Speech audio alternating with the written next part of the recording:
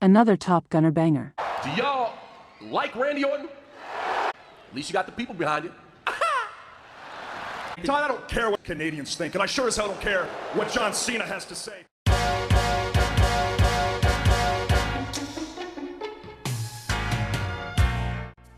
What going on? What it do? Yeah, another series. I know, but this is Top Gun Entertainment. We get educate, edify, and entertain all at the same time. But on today's video, I'll basically be kicking off this new series I think I like to call Tradin War Stories, where we'll explore the history behind rivalries, conflicts, or competitions. I think this one might be my favorite thing going forward because it's essentially been just going over one of my favorite areas of study, that being history, and putting forward it in video format, from sports, politics, to music, to professional wrestling. Now, what better foot to start off on other than professional wrestling, the thing that's currently carrying the growth of my little channel, and exploring a little rivalry that made my childhood and the childhoods of many, well, it also ruined the adolescence of others, according to the net and the IWC and message boards and a whole bunch of cock websites. John Cena versus Randy Orton, the franchise and the Viper. This is Tradin War Stories. Let's start.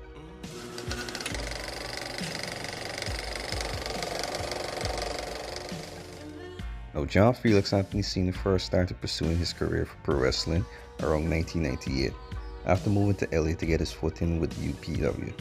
In 2000, he officially signed up with WWF and would get sent to the developmental league OVW in 2001. Right around the same time, Randall Keith Art, me get it, RKO, the son of Cowboy Bob Orton, be dishonorably discharged from the US Marine Corps around 1999 after going AWOL. This man Randy Orton been one of the most indisciplined manners from a long time, G. Being just 19 and directionless, Orton would give wrestling a shot, and through his father's connects, would sign a developmental deal with OVW in 2001. Randy Orton, his father, and his mother, and his entire family. You've got to think that both Randy and Bob Orton will be out for revenge and to kick some ass at the Gardens at the last dance. I say all this to say that if any two people were destined to beef with each other in the Fed, it would be these two.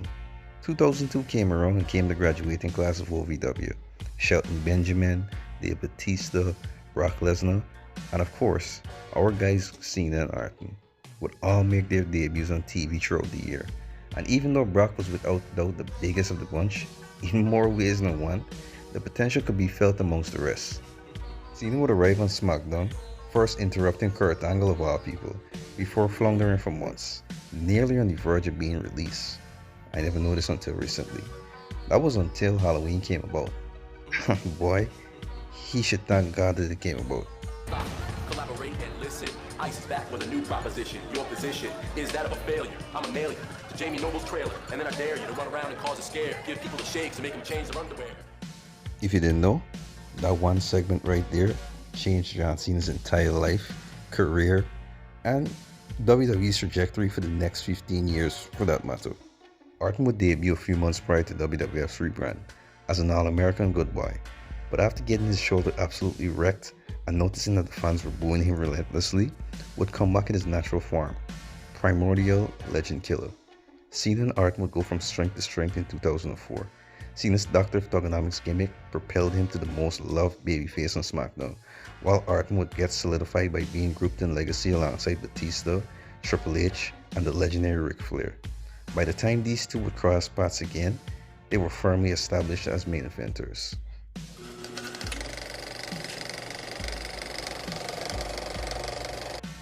Now, what's most surprising to me is that Orton and Cena have been in the same company for 5 years before they ever had their first one-on-one TV match. Before that, they had one in OVW, but who cares about all that shit? But yeah, going into WrestleMania 23, Shawn Michaels and Cena were engaged in a feud over the WWE title. And all the whole while, Edge and Randy Orton, rated RKO, would meddle with the two. This would lead Cena and HBK to dethroning the actual tag team champions for the title belts, walking into Mania's main event as tag team champions facing off against each other. After having, in my opinion, one of the best runs as champion that year, going into SummerSlam, it would be Orton versus Cena for the first time in years, one-on-one. They'd have themselves a cool little match, and Cena would go over, but that was just the starting point. Randy Orton was still in his legend killer phase at this point, but these were the early days of him becoming the psychotic Viper, because on an episode of Raw, he would spot somebody in the crowd. Why'd you stop? Wait! What the hell? That's John Cena's father! Yeah, that was actually Cena's real life father, John Cena Sr. I remember watching this at 5 and screaming. Like, why would he do that, bro? Gosh, I miss the days when wrestling was real to me. Good times. The rematch with Unforgiven would be an Orton win, but a Cena DQ after John lost his shit and battered Orton's skull in.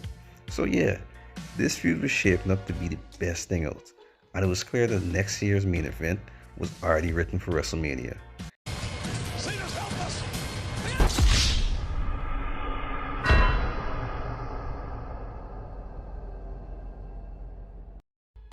Well, shit. Cena gets injured and gets stripped of the title, which would lead to the complications that went into WrestleMania. Triple H and Randy would supplement the title. Cena was set to be out for the majority of the next year. Unfortunately, John Cena is made out of granite, obsidian, and returns unexpectedly to win the 08 Royal Rumble. After a long and messy road, the WWE title would be contested in a triple threat match at WrestleMania 24. Cena, Triple H, and Randy Orton. As a youth man, I was sure that John Cena would win. But boy, was I wrong. Orton now firmly had the lead in the rivalry. Boy, this shit was so damn long. After a good year of no contact, a lifetime worth of matches would happen between these two come 2009. It's very important that I highlight this part, because this is where the generational split of the 2000s/2010s came into play. What I mean by this is that around this time, John Cena was firmly planted as the face of the Fed. And let me just say that 2002 Roman Reigns wish he looked as strong as John Cena did in this time. All the die-hearted and old head fans, either teenagers or young adults at this point, would either tune out or boo him, while children like me couldn't wait to see him. And let me just tell you, bro, as much as I love John Cena and Randy Orton, even I got to admit that I couldn't stand watching WWE around this time. Cena and Orton would have about 22 years at this point, and a feud that would last around 10 years in WWE. Now take all that into consideration, and hear me when I tell you that with the 21 matches on TV that these two had, the years 2009 and 2010 is where more than 33% of those matches took place. Yes.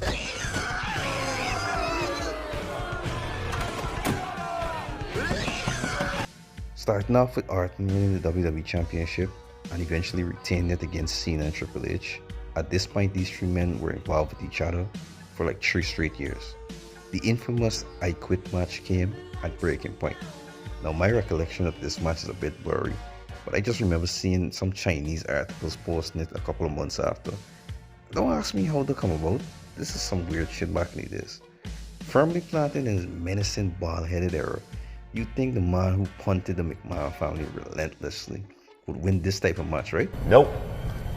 Of course not. Super Cena would take an ass whooping that Tommy Dreamer would tear up at, and somehow still won. Remember I told y'all earlier that this man make out of obsidian and granite? Well, you could put a piece of meteorite in the mix too. Next to the very first Hell in a Cell event, Randy Orton would punch John Cena straight to CTE land to regain the title. Great. So Cena should get written off TV now, right? Hell no! Bragging Rights was up next, and John would... While Randy Orton did his best Kane impression, which was trying to blow John Cena up into smithereens. Wow, I see what Jason Tatum learned from pay homage. John would handily win this match, however, closing out 2009 with the record for the year ending at 3-2 in Cena's favor. The two would have 2 matches in 2010, but really and truly they were preoccupied with other storylines, like for instance the Nexus. I'm not going to get into that right now because I wasn't really invested in the Nexus at that point. I was watching TNA mostly around this time. The next step in this feud would come until 2013, which was 11 years ago. Oh my gosh, why do I feel so old these days? However, John Cena would successfully avenge his loss to The Rock at WrestleMania 29 and eventually would sustain an injury. But you know, This man make out a kryptonite, so he got it out until SummerSlam and would face off with the rising star and indie darling named Daniel Bryan. Bryan was in a feud with Vince McMahon, who told him he wasn't big enough and marketable enough to become champion. It was a story that nowadays, a foreign concept. But you might be asking me, what any of this got to do with this story? Well, Triple H, remember him? Fresh with the buzz cut, chose to be the guest referee for the match between Bryan and John Cena. Cena would lose cleanly to Bryan. And here comes Randall Keith Orton with his freshly won Money in the Bank briefcase. Gee, I wonder what got happened. Well, thanks for coming, Daniel. Bye-bye. Cena disappeared for a while, as Orton and Bryan had an extensive feud. Cena would return later on in the year, however, and won the World Heavyweight Championship. After beating Big Show, who alongside Edge and Triple H are the most recurring characters in this rivalry, Orton would stand in the ring facing off against Cena, previewing the eventual blowoff unification title match at TLC. Now, as much as the fans around this time, myself included, were pro Daniel Bryan and would hijack segment after segment, I think in retrospect we could all look back and say that the build up to this was one of the most important in Federation history. Here we have two faces of the original brand split, two men that came in as the company became SmackDown vs. Raw and were multiple time champions, effectively closing the brand split era, at least for the foreseeable future, a blow-off match for the ages. Yeah, I was invested. Now fight me. Two would clash in a TLC match at, well, TLC, ending with Randy Orton having his Rock at WrestleMania 19 moment by winning both belts, effectively making a statement saying that even though John Cena might have won the majority of the battles, he was the victor of the war. Although we could ignore the fact that he's 7-13 in this feud for the last 22 years, but that's not my business.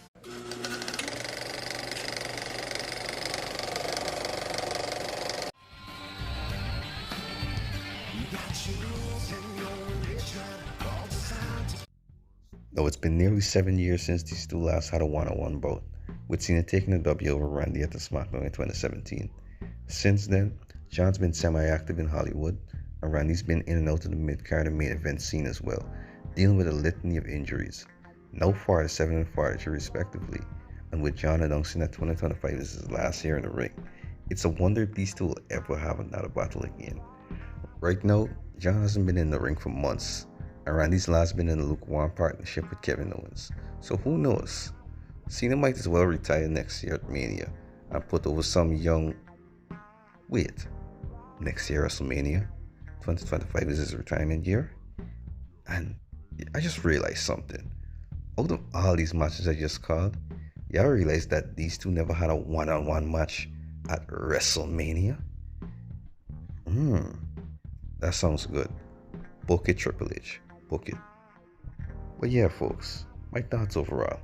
As much as we like to sit and scorn at this feud, John and Randy have had so many memorable matches and moments that we gotta look back at it and respect it.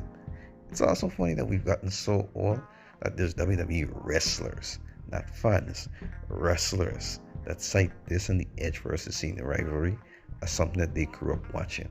Like, for real? Have we gotten this old? Anyways, thanks for sitting through and reliving this timeline with me. I got some more like this coming, but don't expect another war story from me for right now, because this takes too damn long to make. I swear. I started this video about 3 weeks ago, right? And you notice this video is under 15 minutes, and I'm now completing it. Yeah. But yeah, that's all for now. See y'all later though.